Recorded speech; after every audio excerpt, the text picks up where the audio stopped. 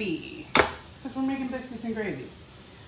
One thing everybody complains about is I always end up with too much gravy because it's too thick and I have to keep adding milk to make it thinner. You don't have to do that. Easy solution, digital kitchen scale. Cheap. You can get them from Walmart, you can get them from Target. You can get them on Amazon. I think this one probably costs about 20 bucks. I think you can get them as low as 15. They're worth it.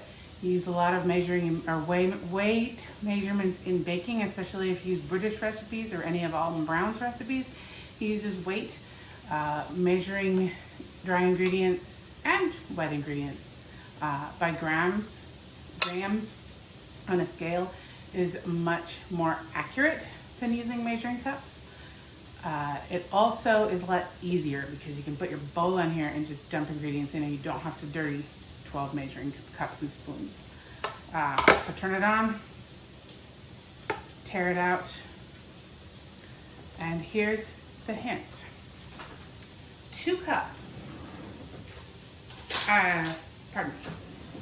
ounces by weight of flour and 2 ounces by weight of fat will perfectly thicken 1 quart, that is 4 cups, of any given liquid. Easy. That's all you have to remember. When we make biscuits and gravy at our house, we like about 3 cups of gravy. I found that 4 cups of gravy with 2 adults and 1 child is too much. So, following that ratio, if I am using 3 cups of milk, I use 1.5 ounces of fat. Sometimes I go a little less on the fat because there are some pork fat. There is some pork fat in the pan. But put your little bowl up there. Put butter in until it reaches your desired weight. Conversely, if you feel like making 6 cups of gravy, then you would use 3 ounces of fat and 3 ounces of flour. I suspect I'm not going to need all that butter. Oh, maybe I am. 1.4. We're going to call that good because I do have some sausage drippings in the pan that also count as fat. So 1.4 ounces of butter. Tear out the scale, make it go to 0. Now we need 2 ounces of flour.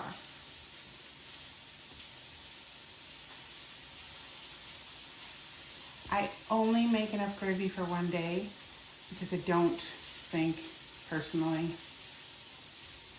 1.5 ounces of flour, 1.5 because I'm doing 3 cups. I don't think personally that gravy reheats well. Thanksgiving gravy does for some reason. But sausage gravy, milk gravies, I don't like them reheated.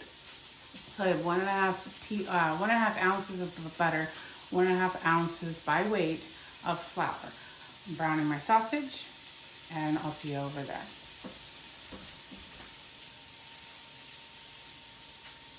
So I'm browning my breakfast sausage. This is only 1/2 of a pound. Like I said, I'm only making for 2 adults and 1 small child. We don't need that much sausage for 1 morning's breakfast. It is sticking to the bottom a little, which is fine because we want some browning. Fish spatula. Never cooking cast iron without it, in my opinion. Love it. Thin, flexible metal. Really scrapes well. Gets underneath foods that you're cooking, especially fried potatoes, so that they don't stick as badly. Plastic just doesn't do the job quite as well, in my opinion. Alright, so turning the heat down just a skosh because it was on a little high. We have our 1.5 ounces of flour, 1.5 ounces of butter. Oops. Throw that in there. I'm just going to kind of mix that around until the butter melts. I do find if you're trying to melt butter into a dish, make an empty spot in the skillet, move the food aside, put the butter in the empty spot so it has contact with the pan. It will melt a lot faster. We also, as I said, we're using 3 cups of milk to make our gravy today. So I have 3 cups of milk. We use 2% in our house because we have a kid and that's what he drinks. Doesn't really matter what kind of milk you use. I've made a decent gravy. I've skimmed milk before. Still tasted good. The fat and the flavor doesn't come from the milk, and the milk doesn't make it thicken. The fat and the flavor comes from the butter and the sausage drippings and the browning in the pan, and the flour makes it thicken. So if you're concerned about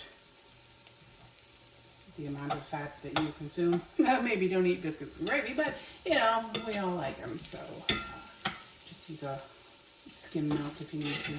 You're just going to stir this until the white powdery flour dissolves and the sausage looks like it's gotten a little gluey, like the flour has coated it and made it a little pasty. And then you're going to add your milk. You don't have to be careful about this. Just pour it in. Boop, boop, boop. Some people say, oh, add a little and then stir it and then add a little more or you'll get lumps. That's not really been my opinion. As long as you have your flour and your butter completely melted and your flour has coated your meat so that the flour granules have become coated with fat, that's really all you need. Now, this doesn't look like gravy yet, does it? That's because it's still cold. Once this comes to a simmer, what happens is the starches in the flour explode and they get gooey, and that's what causes thickening. So what we're going to do is we're just going to bring this up to a simmer. Once it boils, I'll simmer it for 30 seconds to a minute, and it's reached its maximum thickness. You may see a little dark pieces in here. It's not burnt, it's just extra brown. That's how we like it. Okay, so it's taken a little while because I don't do this over high heat. I don't want to scorch the milk. But you can see it is getting a little thicker. You want to stir it frequently so it doesn't scorch on the bottom, especially if you've got it going over a little bit higher heat. But then as soon as this comes to a simmer, it will be perfectly thickened and 3 cups of gravy. Now one of the other things you need to note is that I did not add any salt or pepper to this, so you'll need to taste it and add as much as you like. See, now it's simmering, that's nice and thick. If you let it simmer just for 30 seconds to a minute, it will get very thick and gooey. Perfectly thickened for gravy, for biscuits and gravy. That's what we're making. Okay, so I'm going to call that done. We're going to add salt and pepper. This looks like a lot of salt. Remember, I use kosher salt. So when you use kosher, you end up using twice as much as regular because it's less salty by volume. I would add considerably less if I was using table salt. Don't worry, we're not damaging our bodies by using too much salt over here. And that's gravy done.